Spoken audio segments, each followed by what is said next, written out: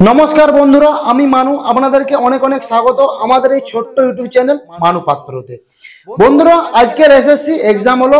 SSC exam থেকে বেরিয়ে একজন টিচার যার নাম হচ্ছে সুমন বিশ্বাস, ভিতরে কি হয়েছে ভয়ঙ্কর তথ্য তিনি সামনে আনলেন। ফার্স্ট আপনারা এই ঘটনাটি শুনুন, তারপর আমি আমার বক্তব্য আপনাদেরকে শোনাচ্ছি। আমরা যখন পরীক্ষা দিচ্ছি, আজকে কোন বিদ্যালয়ে আমাদের ইনভিজিলেটর হিসেবে থাকার কথা ছিল, সেখানে মাথা নিচু করে নতুন চাকরি প্রার্থীদের সাথে বাংলার যোগ্য শিক্ষকদের বসিয়ে দিয়েছে রাজ্য সরকারের দুর্নীতি। আমরা আজকে প্রথমে পাপের প্রায়শ্চিত্ত করলাম, আর 14ই সেপ্টেম্বর আবার প্রায়শ্চিত্ত করে ডোজটা কমপ্লিট করতে হবে। কারণ এই আপনারা শুনলেন কি বললো, যে আজকে আমরা পাপের প্রায়শ্চিত্ত করলাম, আরো 14 তারিখে পাপের প্রায়শ্চিত্ত করতে হবে। এটা তো পাপেরই প্রায়শ্চিত্ত। 2016 সালের ঘটনা, যে সমস্ত যোগ্য টিচাররা চাকরি করছিল, এক তো ছাঁটাই করা হলো। ছাঁটাই করানোর পর যেভাবে তারা অভিযান চালালো নবান্নে, পুলিশের লাঠিও পর্যন্ত খেয়েছে অনেক অনেক টিচার। অনেক কিছু সহ্য করার পর আজ তারা এক্সামে বসল ফাইনালি। এরপর মেন বিষয় যেটা দেখার, পরীক্ষা তো হলো, এবার যাতে দুর্নীতি না হয় সেইটা কিন্তু একটা দেখার বিষয় বটে। তো বন্ধুরা, এই বিষয়ে কুণাল ঘোষ কিছু কথা পোস্ট করেছে তার ফেসবুক পেজে। ফার্স্ট এইটা আপনারা শুনুন। তিনি পোস্ট করেছেন, বাংলার এসএসসি পরীক্ষা দিতে আজ হাজির যোগ্য রাজ্য সহ ভিন্ন রাজ্য ডবল ইঞ্জিন সরকারের রাজ্যের কর্মপ্রার্থীরা। ডবল ইঞ্জিন সরকারের, এটা ডবল ইঞ্জিনেই বটে। এর থেকে যদি বেশি কিছু হয়, মানে 4 ডবল 6 ডবল 8 ডবল, মানে সেইটা বললেও চলে। সবকিছুই তো ডবল ডবলই হচ্ছে। এই যে যারা যোগ্য প্রার্থী চাকরি পেয়েছিল, তাদেরকে দুবার আবার পরীক্ষায় বসতে হলো। এর মধ্যে যারা আগে চাকরি পেয়েছিল যোগ্য প্রার্থী, তারা যে এবার পাস করতে পারবে তার কি গ্যারান্টি আছে? অনেকেই তো শিক্ষক কালচার রাখেননি, হয়তো ভুলে গেছে, এটাও তো হতে পারে। সেই সব নিয়ে আমি একটা স্ক্রিপ্ট লিখে রেখেছি। এই ভিডিওটা ছাড়ার পর ওই ভিডিওটা আমি আপনাদের সামনে আনব। দেখুন বন্ধুরা, কুণাল ঘোষ বলছেন, অনেকেই বলছেন ওইখানে চাকরি নেই, ঠিক মতো পরীক্ষা হয় না, বারবার স্থাপিত হয়েছে ইত্যাদি, তারা সামনে পরীক্ষা দিতে এসেছেন। বুঝলেন? মানে এইরকম একটা বার্তা তিনি ফেসবুকে পোস্ট করেছে। মানে তিনি জানাতে চাইছে যে অনেকেই বলে যে আমাদের রাজ্যে চাকরি নেই, এই তো এক্সামে বসছে চাকরি হচ্ছে, মানে এইটা তিনি বুঝাতে চাইছেন। বাকিটা শুনুন আপনারা। কুণাল ঘোষ বলছে, উনি একটা পাগল কেন বলছি আমি, তাহলে এসএসসি চেয়ারম্যানকে কেন বললো না যে এইভাবে শুধুমাত্র বাংলার ছেলেরাই বলে? এরা সবটাই ভুল ভ্রান্তি করে। কেন? উনি অযোগ্যদের একটা তালিকা দিল, তাহলে কারা নিষ্পাপ, কারা নিষ্কলঙ্ক, কারা যোগ্য, তাদের একটা তালিকা ইতিমধ্যে দিয়ে দিতে পারতো, দেয়নি। অগ্নি পরীক্ষা, আমি আসলে বাড়ি থেকে যখন এলাম, সকালেও বলেছি যে পশ্চিমবাংলায় 2011 সালে যারা পরিবর্তনের দেখেছিলেন, এনেছিলেন, তাদের মধ্যে এই 10-12 বছরে অনেকেই পাপের প্রায়শ্চিত্ত করেছেন।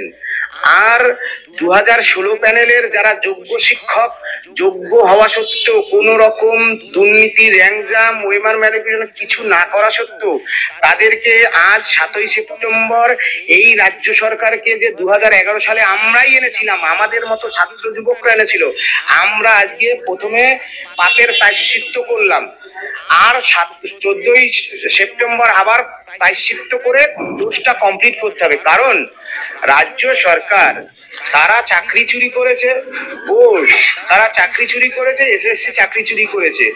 দেখছেন না 1806 জনার তালিকা দিয়ে বলছে আমরা চাকরি চোর, আমরা রেড চার্টে চাকরি বিক্রি করেছি, আমরা সাদা খাতায় দিয়েছি, এমনকি পরীক্ষায়ও বসেনি এমন লোককে আমরা চাকরি দিয়েছি। এই সুতরাং আজকের দিনে অত্যন্ত বেদনার, মানে সে কথা আপনাদের বোঝাতে পারবো না, বেদনার। আমরা ঘাবলাটা তো আপনারা শুনতে পেলেন যে 1804 জনকে বাদ দেওয়া হয়েছিল। লিস্টে বেশিরভাগ ছিল তৃণমূলের নেতা নেত্রীদের ছেলে মেয়ে, বোমা, আত্মীয় স্বজন, হাবি জাবি, এইসব। মানে অনেকেই বিনা পরীক্ষায় চাকরি করছিল, ভালো করে নিজের ডিগ্রিটা থাকেনি, অনেকেই শিক্ষকদের তারাও চাকরি করছিল। মানে এইরকম একটা সৌজন্য ব্যাপার হয়ে গেছিল। যাই হোক, কিন্তু আমাদের যিনি শিক্ষামন্ত্রী ছিলেন তিনি কিন্তু একটি মাল ছিল, সেইটা কিন্তু মানতে হবে। এমনকি ওএমআর সিটটা যদি আগের থেকে বের করাই দিত তাহলে এইসবের কোনো দরকার থাকে না। আরো দুবার করে পরীক্ষা হচ্ছে, ডবল খরচা, এইসবের কোনো দরকার থাকে না। কিন্তু ওএমআর যে সেটেরিয়াটা সেইটাই তো হাবিস করে দিয়েছে, সেইটাই তো বার করতে পারল না। এই জন্য পরীক্ষা হলো, রাজ্যের কিছু খরচা হলো টাকা, আর কি যাচ্ছে তো আমাদের মতো সাধারণ মানুষের ঘাট থেকে।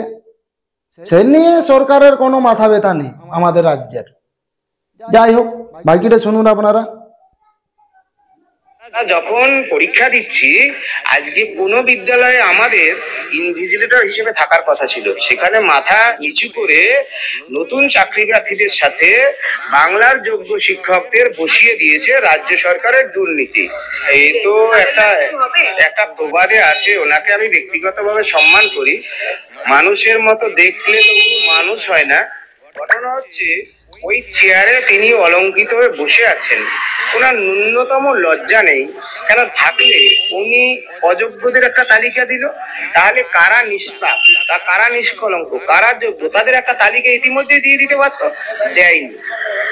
এর দ্বারা বোঝা যায় যে তার মানুষের মতো দেখলেই তবে মানুষ হয় না, কারণ তিনি এই চেয়ারে বসে আছেন, আসলে তিনি একটা তোতাপাখি। রাজ্যের মাননীয় মুখ্যমন্ত্রীর নির্দেশে যা বলে তিনি তাই করেন, তাই তিনি যোগ্য তালিকা দিতে পারছেন না।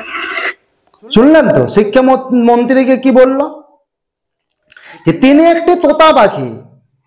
মানে নামে শিক্ষামন্ত্রী, নিজের আসনে নামে বসে আছে, কিন্তু মেন চলে আমাদের রাজ্যের যিনি হেড আছে তার কোথায় উঠে আর বসে, এইটাই তিনি বলল। আমি আগেই বললাম যে আমাদের আগেও যিনি শিক্ষামন্ত্রী ছিল সে একটি মাল, এখন যিনি শিক্ষামন্ত্রী আছে সে একটি মাল। বাকিটা শুনুন। এখন তিনি স্পষ্টভাবে কিছু বলতে পারছেন না, যে এই এর মধ্যেও অযোগ্য শিক্ষক আছে কিনা, পরীক্ষায় বসলো কিনা, এবং আপনার এই পরীক্ষায় দুর্নীতি হবে কিনা, প্রশ্ন বিক্রি হলো কিনা, ক্লিয়ার কিছু বলতে পারে। ওরা দেখা যাবে, ধরা পড়বে, এইসব ভাবের ঘরে কথাবার্তা বলে না। বন্ধুরা, এই যে কথাটা বললো, আমি প্রথমে বললাম এই যে পরীক্ষা হচ্ছে, হলো আরো হবে, সেটা কি জেনুইনলি ভাবে জয়েন করবে যারা যারা পরীক্ষায় বসল, যে সমস্ত শিক্ষক?